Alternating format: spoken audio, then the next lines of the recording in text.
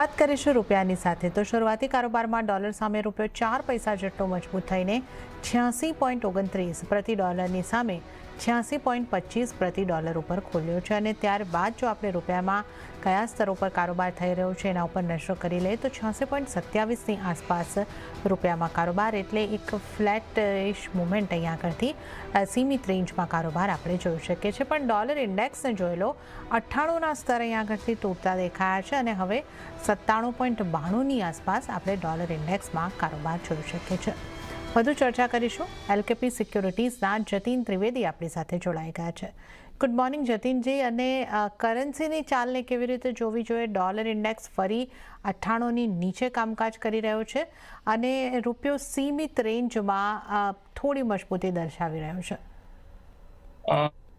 જો જે હિસાબથી માર્કેટનું હમણાં મોમેન્ટમ રહ્યું છે ટ્રેડ ડીલ્સના પાછળ અને ક્યાંય ને ક્યાંય ક્રૂડ ઓઇલની જે વોલેટિલિટી છે એના પાછળ રૂપિયાનું જે મોમેન્ટમ જે છે એ પ્રાઇસ ઇન કરવાનો ટ્રાય કરે છે જે આપણે એના અંદર સ્ટ્રેન્થ જોઈ છે 85 સુધી 85-25 સુધી એ મેઇનલી આપણને એફઆઈએસના જે ઇન્ફ્લોઝ હતા એ વખતે અને સાથે સાથે જ જે જીઓપોલિટિકલ ટેન્શન્સ ઇઝ ઓફ થયા હતા મિડલ ઇસ્ટના અંદર ને ક્યાંય ને ક્યાંય જે તણાવ જે એક્સ્ટ્રીમ લેવલ્સ પર ચાલી રહ્યા હતા એ થોડાક સાઇડલાઇન્સ થયા હતા એના બાદ એના અંદર એક સ્ટ્રોંગ સપોર્ટિવ મેજર્સ જોવા મળ્યા હતા રૂપિયાના અંદર અને ડોલર ઇન્ડેક્સની જે વીકનેસ જે છે એ મુખ્ય કારણ રહ્યું છે રૂપિયાની જે સપોર્ટ મળ્યો છે ઓફ લેટલી 9740 9750ના રેન્જમાં ક્યાંય ક્યાં ડોલર ઇન્ડેક્સ થોડું સપોર્ટ લેતો દેખાઈ રહ્યો છે હાલાકી 9850 પાસે એક સ્ટ્રોંગ હર્ડલ પણ બનેલું છે સો નોટ એક્સપેક્ટિંગ કે રૂપિયો બહુ મોટા ભાગે અહીંયાથી કંઈ ડાઉનફ્લોર દેખાડી દે ટુવર્ડ્સ 87 ઝડપથી unless and until dollar index જે છે એ 9850ના ઉપર સસ્ટેન કરવાનું ચાલુ કરી દે છે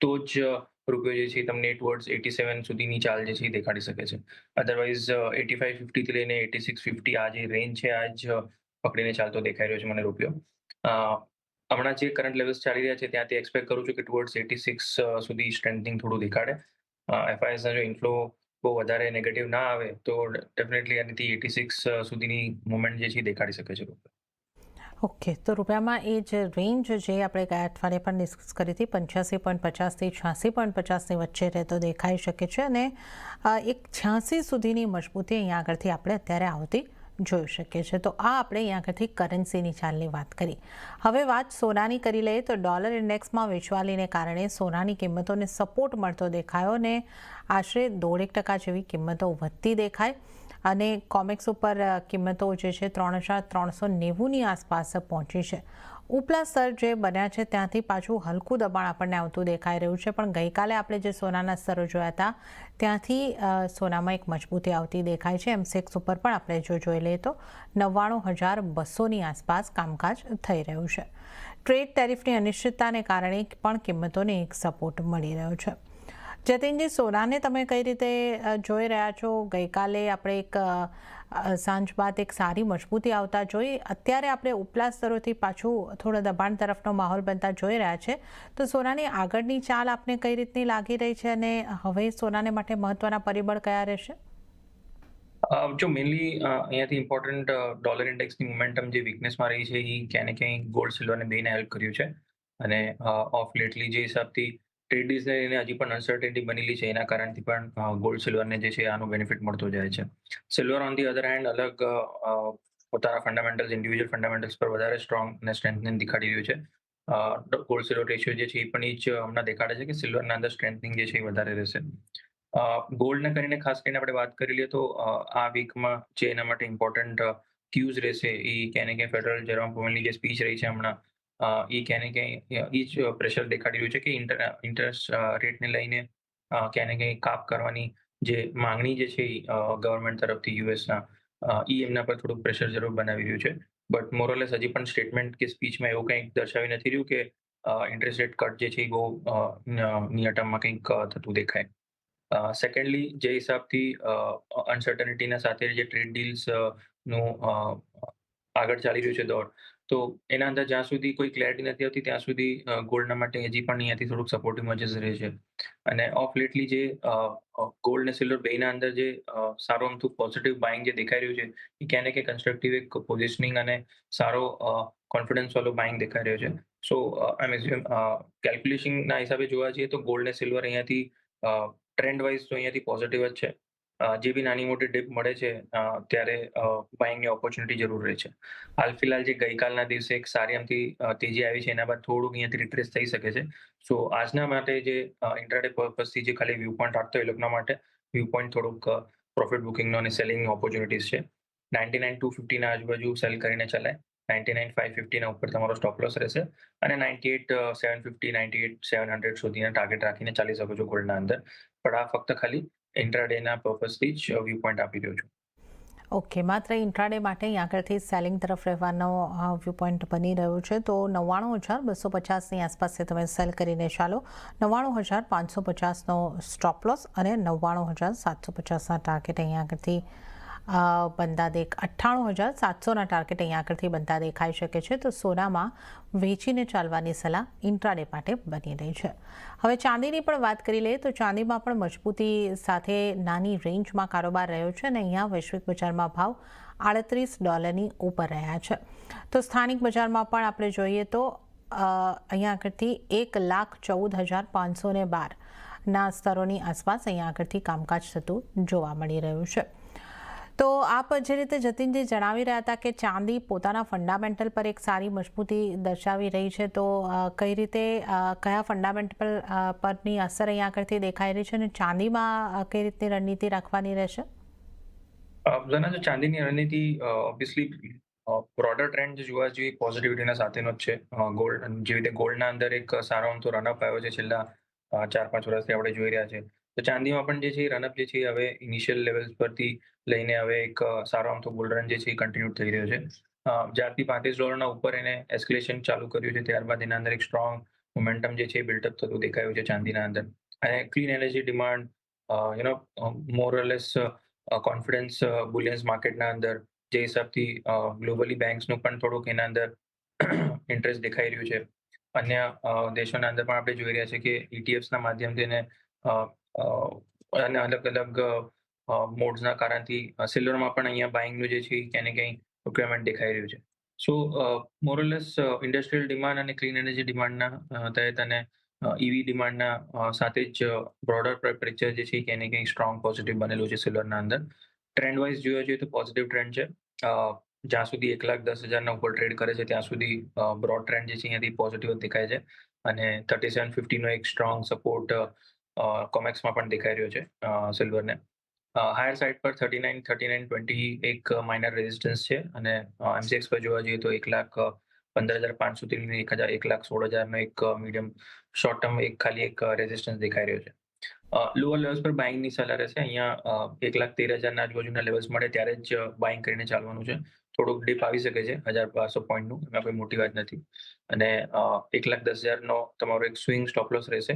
પોઝિશનલી જે આને બાય કરવાની ઈચ્છતા હોય અને સ્વિંગ ટ્રેડિંગ કરતા ઈચ્છતા હોય એ લોકો માટે આ કોલ રહેશે. 1,13,000 થી 1,12,000ના વચ્ચે બાય કરો, 1,10,000નો સ્ટોપ લોસ રાખીને 1,16,000 થી લઈને 1,16,500 સુધીના ટાર્ગેટ રાખીને ચાલી શકો છો. ઓકે, તો ચાંદીમાં પોઝિશનલ બાઇંગ કરવા માટેની સલાહ તમારે માટે બનતી દેખાઈ રહી છે. થોડા ઘટાડે તમારે અહીં આગળથી બાઇંગ કરવાનું છે, એટલે 1,12,000 1,13,000ની કિંમતોથી બાય કરો. 1,10,000નો સ્ટોપ લોસ અને ચાંદીની કિંમતો 1,16,000 1,16,500 સુધી તમને બનતી જોવા મળી શકે છે. તો ઇન્ટ્રાડેમાં સોનામાં સેલ કરીને ચાલવાનું છે અને ચાંદી માટે પોઝિશનલ બાયની સલાહ બની રહી છે. તો સોના ચાંદીની આપણે વાત કરીએ અને આ સાથે હાલ સમય થઈ રહ્યો છે એક નાનકડો બ્રેક લેવાનો. લઈશું બ્રેક અને બ્રેક બાદ વધુ કોમોડિટીઝની ચર્ચામાં જતીન ત્રિવેદી સાથે આગળ વધીશું.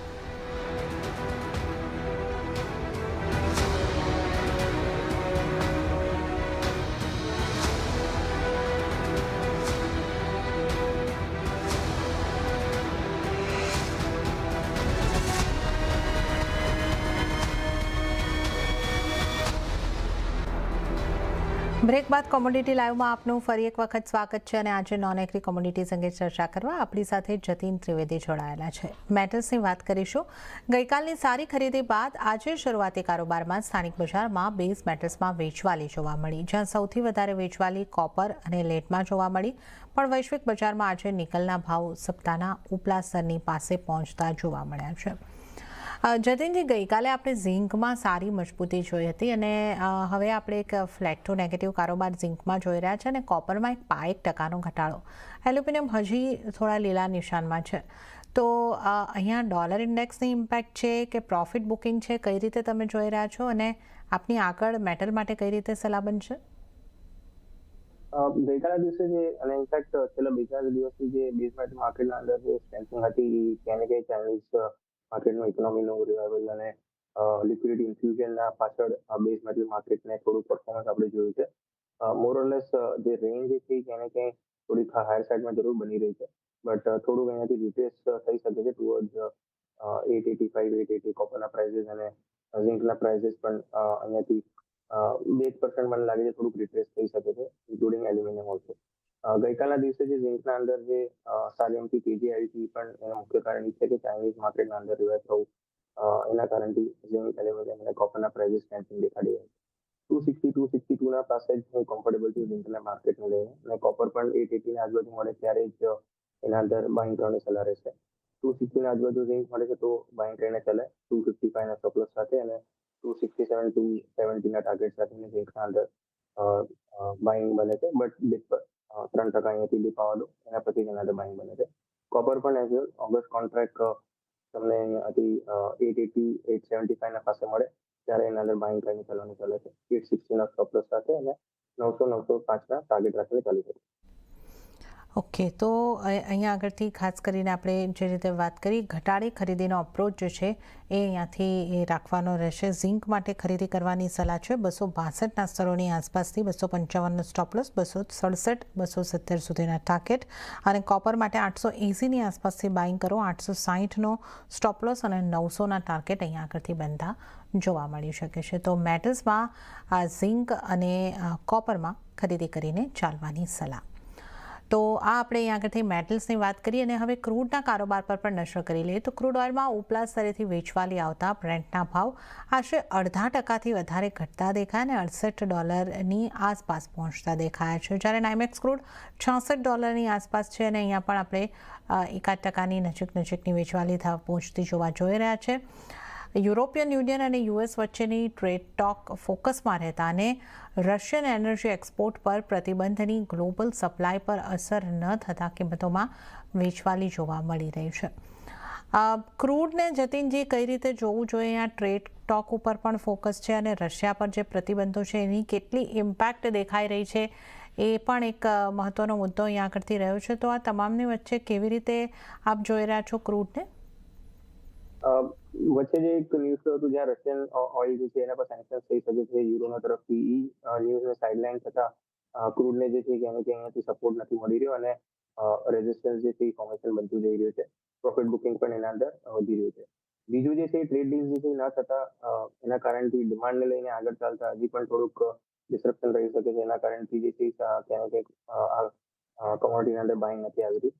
જો ટ્રેડ ડીલ્સ ફાઇનલાઇઝેશન થતા ચાલુ થાય અને કોઈક સારા પોઝિટિવ અપડેટ્સ આવવા માંડે યુએસ અને અન્ય દેશોના અંદર, સ્પેશિયલી યુરો સાથે કાં તો ચાઇના સાથે, તો આના અંદર એક સ્ટ્રોંગ બાઇંગ જે છે એમાં થઈ શકે છે.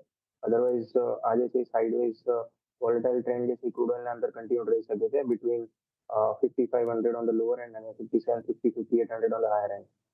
5750 ના આજુબાજુ હું કમ્ફર્ટેબલ છું આના અંદર સેલિંગ કરવા માટે. તો 5725 થી 50 ના વચ્ચે મળે ત્યારે જ એના અંદર પ્રાઇસિંગના અંદર એક રેઝિસ્ટન્સ ફોર્મેશન છે, ત્યાં આગળ વેચવાલી કરીને ચાલવાની સલાહ છે. 5600 સુધીના ટાર્ગેટ રાખીને અને 5850 ના ઉપર તમારો સ્ટોપ લોસ રહેવો જોઈએ. તો 5725 5750 ના પાસે સેલ, 5850 ના ઉપર સ્ટોપ લોસ, અને 5600 થી લઈને 5550 સુધીના ટાર્ગેટ. ઓકે, તો સેલ કરવાની સલાહ ક્રૂડની અંદર બની રહી છે. 5725ની આસપાસથી સેલ કરો, 5600 સુધીના ટાર્ગેટ બની શકે છે, અને 5850નો સ્ટોપ લોસ અહીંયા આગળથી રાખવાનો રહેશે. તો આ ખાસ સલાહ જે છે એ ક્રૂડ ઓઇલ માટે વેચીને ચાલવાની બની રહી છે. હવે સાથે જ આપણે જો નેચરલ ગેસની પણ વાત કરી લઈએ, તો શરૂઆતી કારોબારમાં સ્થાનિક બજારમાં નેચરલ ગેસની કિંમતોમાં મામૂલી તેજી આવતી દેખાય અને 285 286ના સ્તરની આસપાસ એક આપણને કિંમતો પહોંચતી જોવા મળી રહી છે. એટલે હવે 0.5%ની તેજી સાથે આપણે કામકાજ થતા જોઈ રહ્યા છે.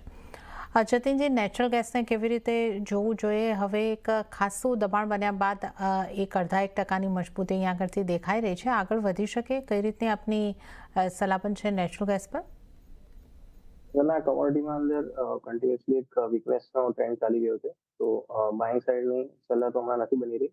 જ્યાં સુધી 295 ના નીચે ટ્રેડ કરે છે ત્યાં સુધી આના અંદર વીકનેસ જે છે એ કન્ટિન્યુ રહી શકે છે. છેલ્લા 2 દિવસના અંદર એક સારી અમથી સેલિંગ જે છે અબ્ઝોર્બ થઈ છે.